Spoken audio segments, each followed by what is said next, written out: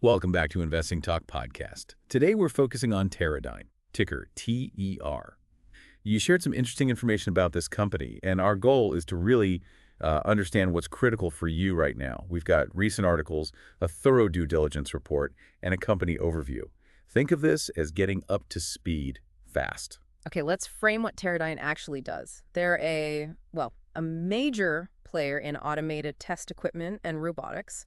They operate in areas like semiconductor testing, system testing, robotics, that kind of thing.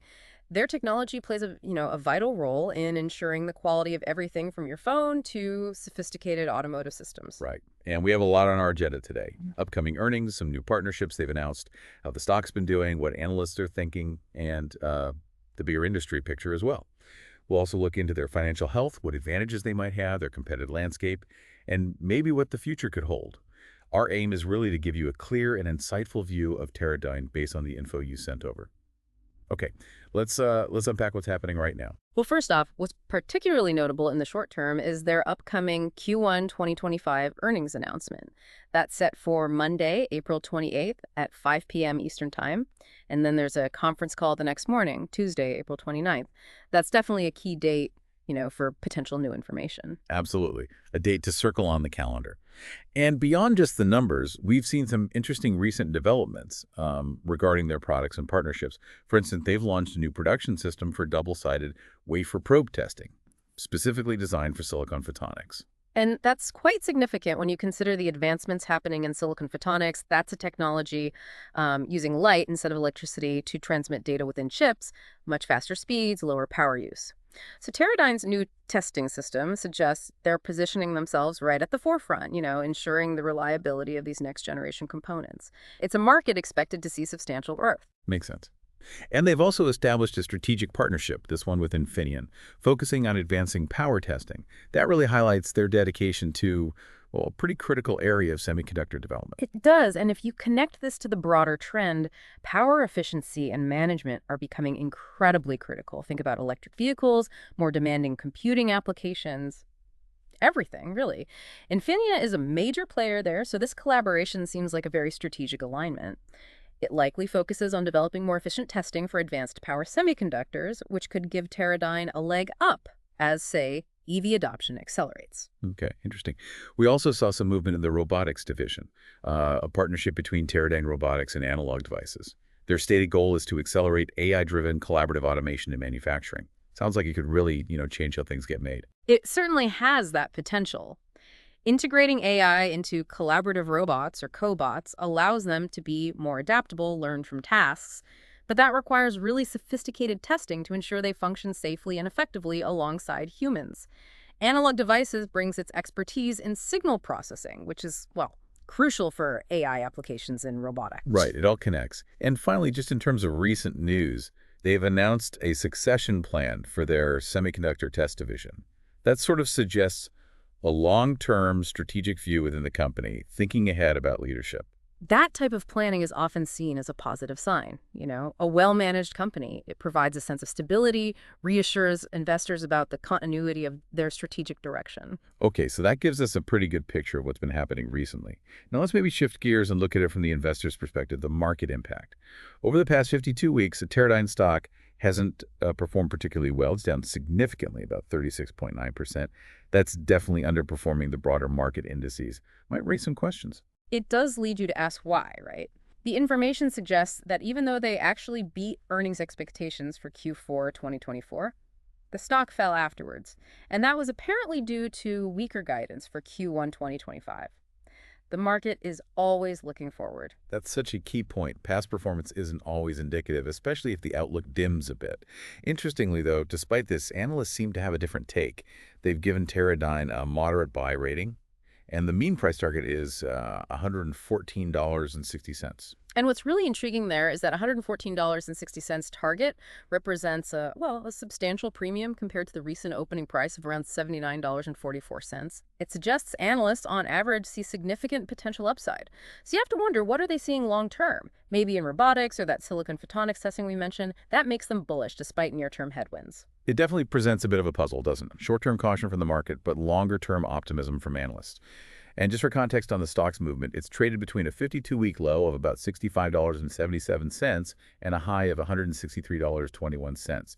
That shows significant volatility. That wide range really underscores the market's uncertainty. Perhaps those differing perspectives on Teradyne's prospects over the past year. It's important for anyone listening to consider their own investment time frame and, risk tolerance with that kind of volatility. Okay, let's broaden our view now and consider the industry context the bigger picture Teradyne operates in. We know both the semiconductor and robotics sectors have seen, well, fluctuations, global economic conditions, those ongoing supply chain issues. Yes, and connecting that to the bigger economic picture, these macroeconomic headwinds can really affect demand for Teradyne's equipment. It impacts their customers' ability to ramp up production. And supply chain disruptions can hit Teradyne's own manufacturing costs and delivery times, too. True.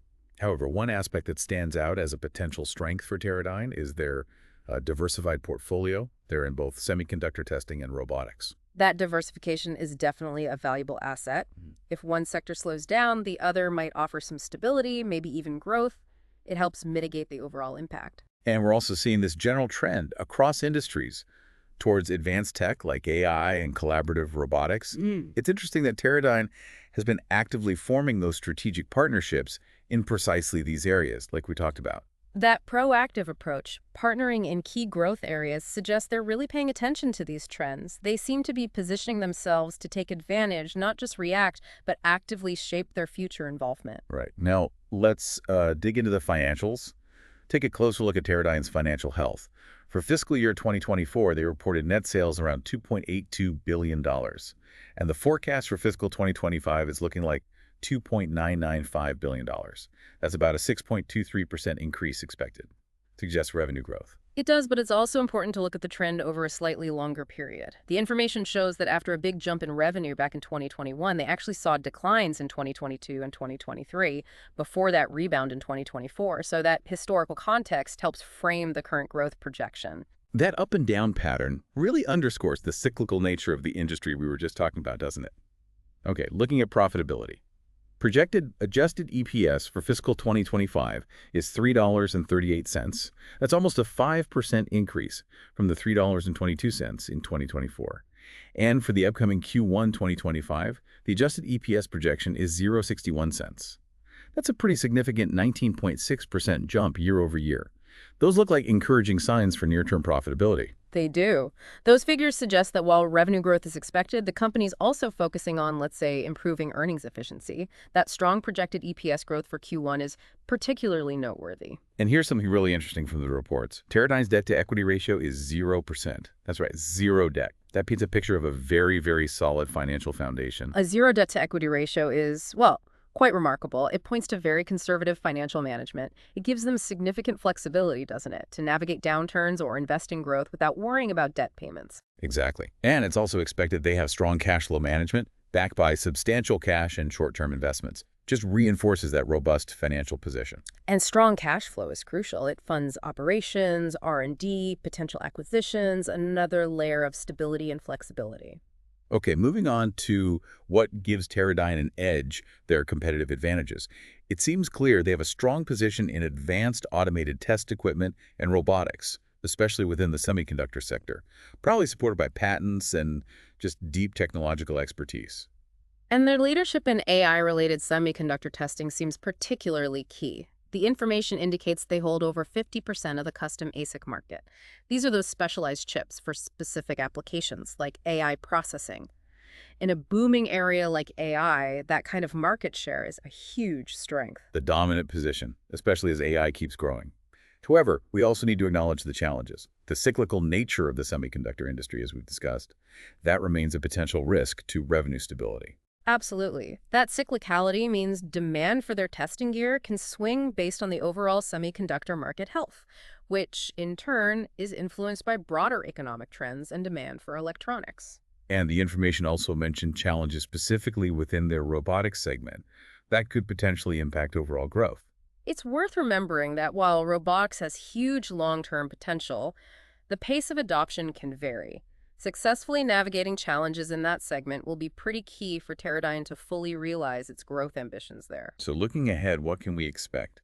Projections suggest annual earnings and revenue growth of 16.9% and 11.5% respectively over the next 3 to 5 years. That's driven by expected demand in both semiconductors and robotics. Paints a fairly optimistic picture for future expansion. Those projected growth rates are certainly attractive. They reflect those anticipated long-term trends in their core markets. But, it's crucial to remember these are just projections. They can be influenced by all the factors we've discussed. And that upcoming Q1 2025 earnings report on April 28th, that could be a really significant catalyst for the stock. If the results and guidance meet or beat expectations, we might see a positive market reaction. Conversely, if the report shows more weakness or a less rosy outlook, it could reinforce that current cautious sentiment. It'll definitely be a key piece of information for investors to watch closely. We should also reiterate those risks we mentioned. Market cyclicality, potential regulatory changes affecting global operations. These are factors that could definitely influence future performance. Staying informed about macro trends, geopolitical stuff, any changes in government policies on trade and tech, that'll be important for understanding potential headwinds. Okay, finally, let's just quickly touch on what's been driving the recent stock price. It seems the decline is largely down to that weaker than expected Q1 2025 guidance we talked about, combined maybe with broader market conditions putting pressure on growth stocks generally. The information also points to some concerns about profitability, maybe due to increased R&D expenses. That could be another factor weighing on investor sentiment. R&D is vital long-term, but it can squeeze short-term earnings sometimes. So, as we wrap up our look at Teradyne, what really stands out is a company with a strong foothold in critical growing tech sectors, especially that AI-driven semiconductor testing. They're navigating the ups and downs of a cyclical industry, addressing challenges in robotics, while showing promising financial forecasts and securing those strategic alliances. That upcoming earnings call will be a critical moment to see if performance aligns with expectations. And that notable difference between the current stock price and the analyst's target is something that, you might find particularly interesting.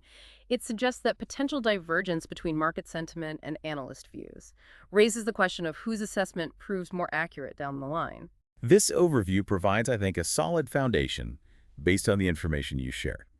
We definitely encourage you to explore Teradyne's official investor relations page further and check financial news outlets like Bloomberg for the latest updates. And hey, if you found this helpful and want us to explore other topics, please subscribe, like, and comment. It helps us know what you're interested in. Thank you for letting us examine Teradyne with you today. We hope this has provided some valuable insights into the company's situation and future possibilities. As a final thought to leave you with, considering Teradyne's focus on both the fundamental building blocks, semiconductor testing, and their application in automation robotics, how might advancements in one of these areas create a sort of disproportionately large benefit for the other in the coming years? It's a dynamic relationship worth mulling over.